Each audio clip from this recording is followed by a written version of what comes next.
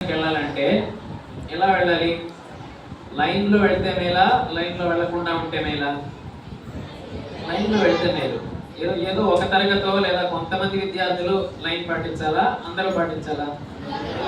అందరూ పాటించాలి. కాబట్టి ఇట్లాంటి చిన్న విషయాల దగ్గర నుంచి కొంచెం స్ట్రాటజిక్ విషయాలు, అంటే వ్యూహాలకు సంబంధించిన విషయాలు. అంటే స్టడీ అవర్ పర్పస్ ఏంటి? స్టడీ, నిజంగానే స్టడీ ఉండాలి. Okay, right. కాబట్టి స్టడీ అవర్లో నిజంగా స్టడీ ఉండాలి అంటే దానికి ఏదో ఒక చిన్న పరీక్ష ఉండాలి చివరిలో. ఓకే, ఇప్పుడు నేను నిలబడగలనా లేదా అనేది ఎలా తెలుస్తుంది? నేను ఒకసారి నిలబడితే తెలుస్తుంది. నిలబడి ఉన్నాను కనుక నేను నిలబడగలను అనే విషయంలో ఎటువంటి సందేహం ఉందా? లేదు.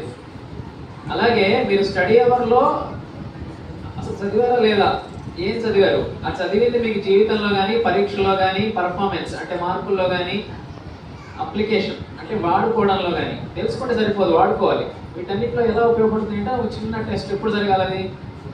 చివరిలో. ఏ చివరిలో? స్టడీ అవర్ చివరిలో. కాబట్టి స్టడీ అవర్ చివరి 10 నిమిషాల్లో విద్యార్థులందరూ, ఇక్కడ ఉన్న విద్యార్థులందరూ చేయాల్సిన పని ఏంటి అంటే, మీకు స్టడీ అవర్కి 1 గంట ఇచ్చారనుకోండి సమయం.